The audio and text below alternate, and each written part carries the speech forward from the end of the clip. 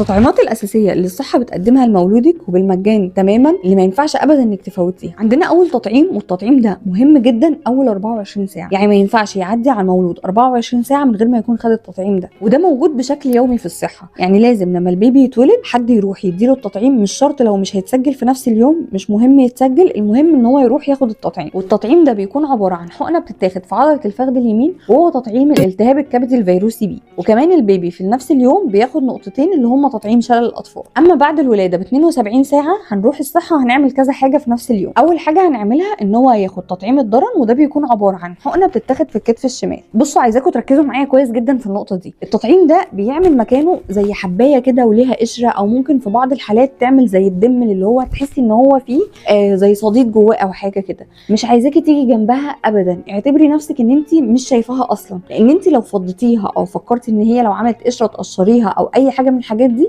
انت هتسببي للبيبي مشكله كبيره جدا. اول حاجه هتلاقي ابتدى ان هو دراعه يورم وابتدى دراعه يسخن جدا، انت كده دخلتيه في التهابات، فاحنا هنسبب للبيبي مشكله احنا في غنى عنها. عايزاكي يرجع الحقنه عملت صديد، جمعت زي عصاره صفرة كده، عملت قشره، ما تجيش جنبها نهائي، هي هتصفي نفسها بنفسها، وهتلاقيها مره واحده كانه ما خدش حاجه في الكتف ده. هي بس هتسيب له علامه، العلامه اللي هي بتكون علامه التطعيم دي هتتساب، ما تقلقيش هي ما فيش منها اي ضرر. اهم حاجه عايزاكي انت ما تجيش جنب الحقنه خالص لحد ما تخف منها لنفسها. تاني حاجه هيعملها له في الصحه بعد 72 ساعه من الولاده، هياخدوا عينه دم من كعب الرجل، وده بيكون اسمه تحليل الغده. تحليل الغده ده مهم جدا ان احنا نعمله له. بصي انت لو لقيتي الصحه اتصلت بيكي، معنى كده ان التحليل بعد الشر طلع فيه حاجه. لو لقيتيهم خلاص ما كلمكوش، اطمني ان تمام الحمد لله التحليل طلع ما فيهوش حاجه. والصحه بتحاول بقدر المستطاع ان اول ما النتيجه تطلع لو بعد الشر فيها حاجه، بيكلموا والد او والده البيبي على حسب الرقم المتسجل معاهم في الصحه عشان يبلغوكي ان في مشكله، لان احنا كل ما الغده بتتعالج بدري كل ما بتسبب لناش اي مشاكل في النمو، لكن كل ما تتاخري هتلاقي البيبي كمان عنده تاخر في النمو. ثالث حاجه هتتعمل في اليوم ده هي اختبار مقياس السمع. اختبار بسيط جدا ما بيسببش البيبي اي الم، مش هيحصل فيه اي حاجه، هيختبروا بس السمع عند البيبي. وطبعا رابع حاجه معانا بيعملوها للبيبي في اليوم ده ان هم بيقيسوا له الصفره، لان زي ما احنا عارفين الصفره كل ما كان العلاج بتاعها بدا بدري كل ما بنقدر ان احنا نتخلص منها بدري. يبقى احنا كده معانا في اليوم اللي هو بنروحه بعد 72 ساعه من الولاده بنقوم باربع اجراءات. المرحله بقى اللي بعد كده بنبداها شويه تطعيمات صعبه شويه، هي بس صعبه علشان خاطر البيبي جسمه بيدي رد فعل عليها. يعني ممكن نلاقي ان البيبي ابتدى يسخن شويه، هيبقى مقريف، هيبقى تعبان، هو بس عشان خاطر كل مصل فيهم الجسم بيدي رد فعل عنه. ودول احنا عملنا لهم فيديو خاص بيهم لوحدهم، ازاي نتعامل مع البيبي في الفتره دي بحيث ان اليومين بتوع تعب التطعيم يعدوا معانا من غير اي تعب ومن غير اي مضاعفات، ربنا يحفظهم جميعا يا رب. اول تطعيم معانا بيكون تطعيم الشهرين، وبياخد نفس التطعيم هو لما بيتم الاربع شهور، ونفس التطعيم هو هياخده برده لما يتم الست شهور. لما بتروحي بالبيبي لما بيتم الشهرين هتلاقي ان الصحه بيدولك 3 تطعيمات، والتطعيم ده بيكون عباره عن 3 جرعات بياخدهم في الزياره الواحده. يعني انت لما البيبي يتم شهرين وتروحي بيه الصحه هتلاقي ان هم بيدوله